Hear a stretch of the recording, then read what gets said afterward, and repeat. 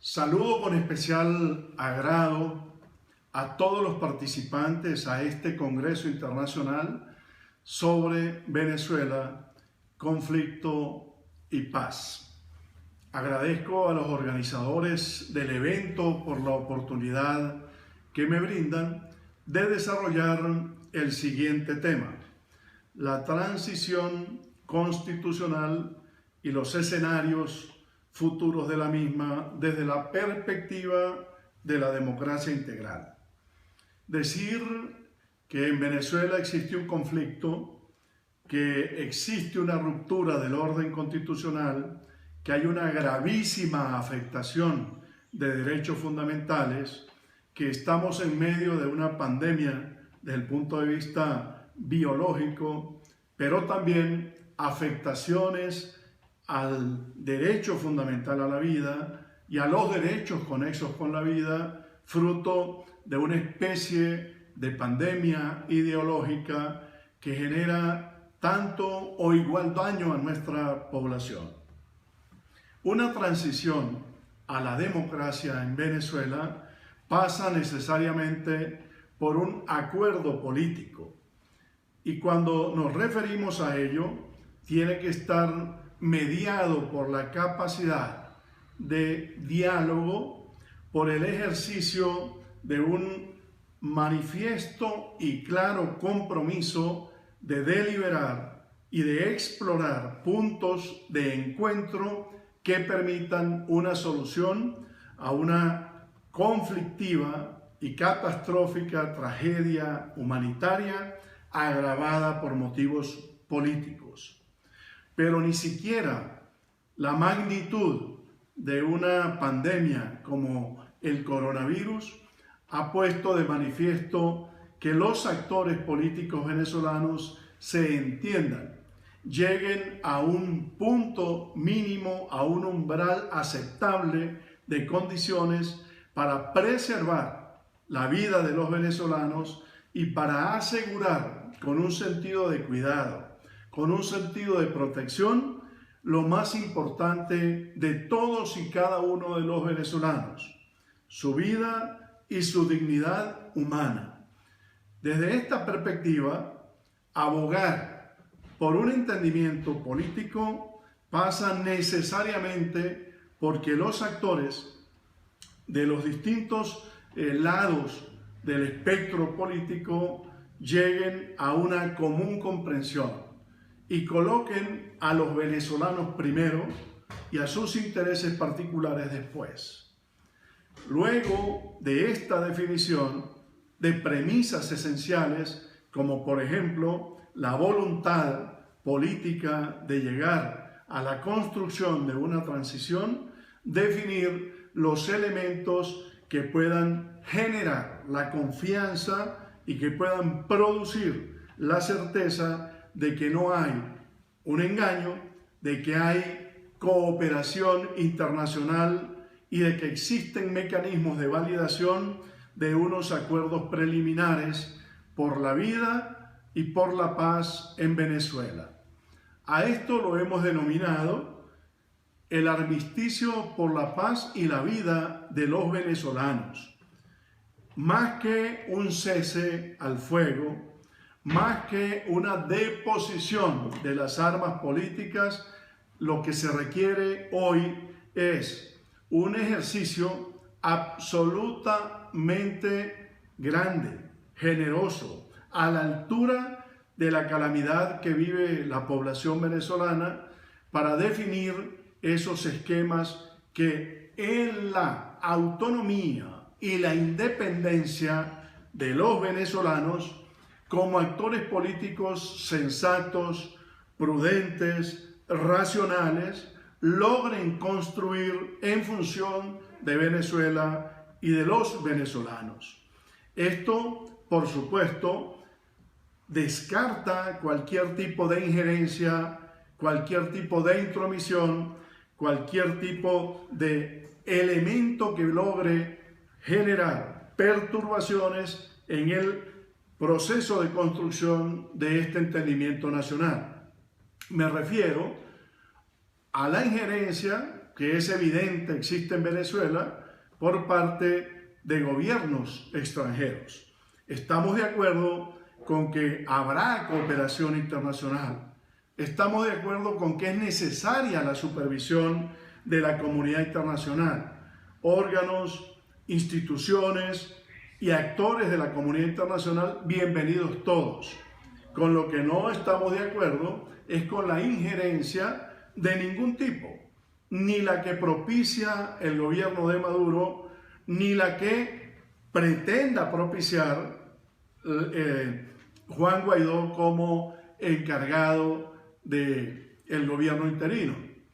Estamos de acuerdo con que es un diálogo entre venezolanos desde la situación de Venezuela como prevalencia, como prioridad, donde los derechos de los venezolanos sean primero y los intereses foráneos después, y los intereses minúsculos de apetitos electorales legítimos, pero hoy absolutamente impertinentes, también después. La vida de los venezolanos en un ejercicio donde sin intromisiones y sin injerencias podamos construir una agenda de futuro que signifique protección de la vida, autonomía de los venezolanos, una construcción de una independencia nueva que parta necesariamente de la asunción de una autodeterminación libre de injerencias extranjeras de cualquier tipo.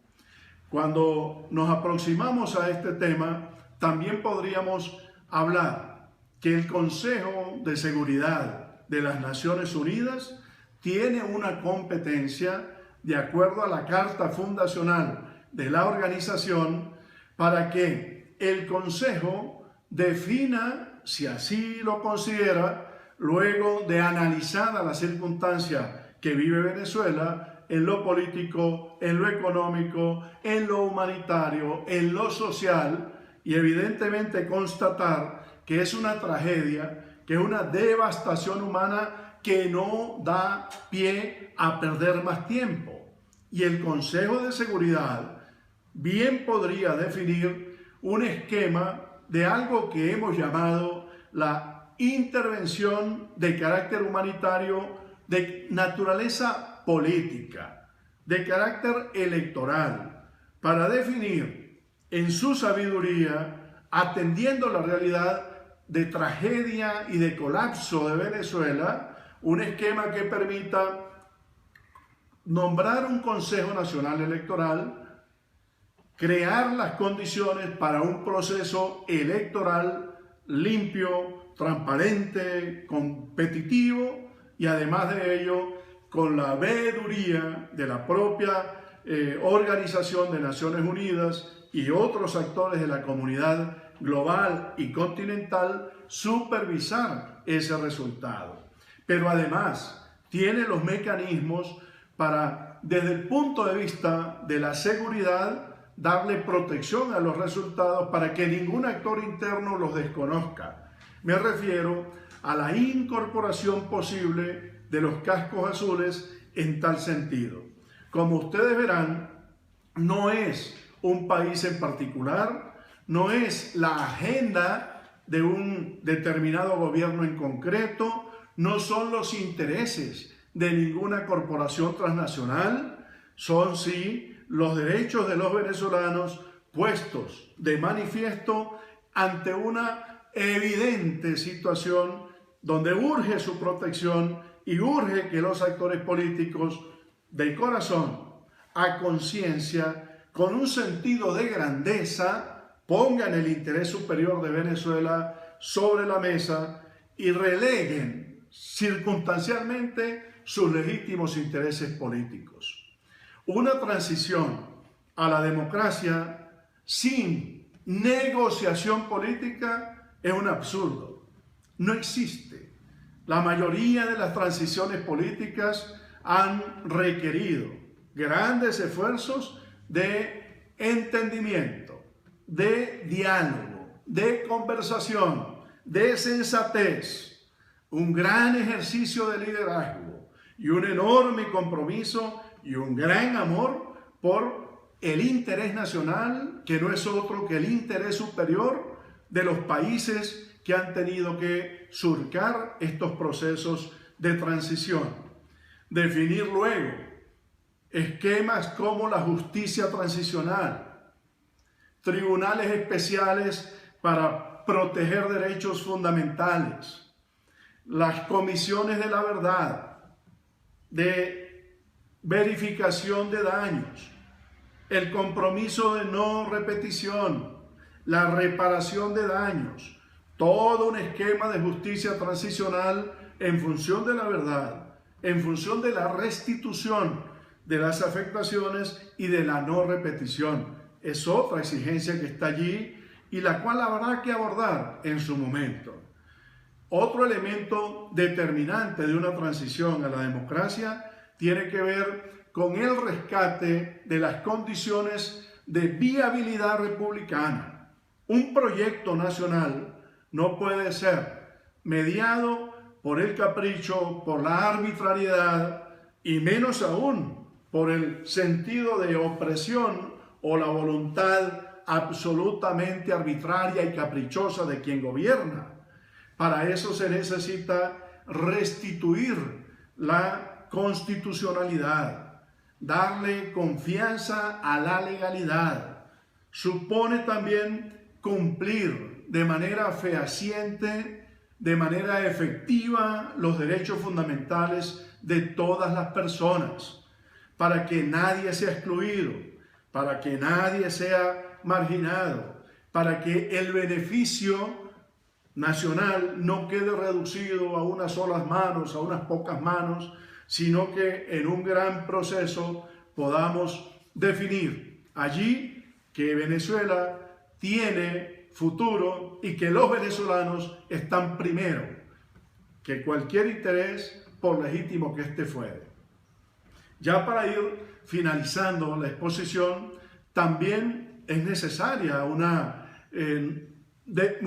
visión del país desde lo económico, desde lo financiero, una visión del país que permita convertir toda la riqueza potencial que está en el subsuelo, que está en la riqueza de un país exuberantemente provisto de bienes por la naturaleza, para que luego de un proceso de redefinición, de reconstrucción, un proceso de refundación de la nación, sin estigmatizaciones, sin discriminaciones, con un sentido de grandeza, podamos superar la lógica que ha venido imperando de considerar enemigo al que disiente, de considerar enemigo al que se opone, de considerar enemigo al que piensa diferente. La distinción amigo-enemigo tenemos que superarla y tenemos que construir un espacio donde todos quepamos, donde todos seamos respetados, donde nuestros derechos cuenten, donde nuestra vida sea protegida, donde no vivamos a merced de la pobreza, de la miseria, de la vulnerabilidad, de la fragilidad humana, donde podamos ser felices, donde nuestro proyecto de vida cuente, donde nosotros y nuestros hijos tengamos la capacidad de crecer, de soñar y de luchar para que ese país próspero, justo, para que ese país en libertad sea el espacio de una democracia integral que le permita a cada cual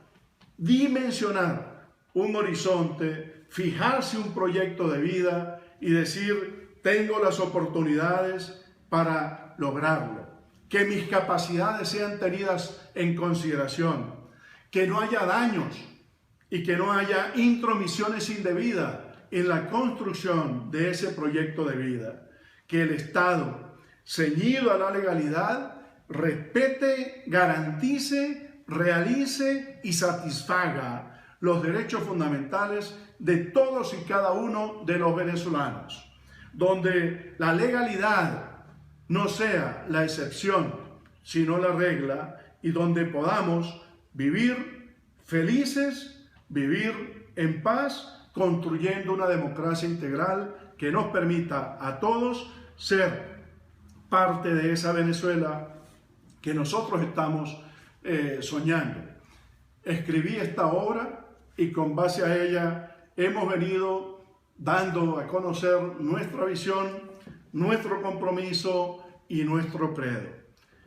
No soy de la tesis de la injerencia de ningún tipo,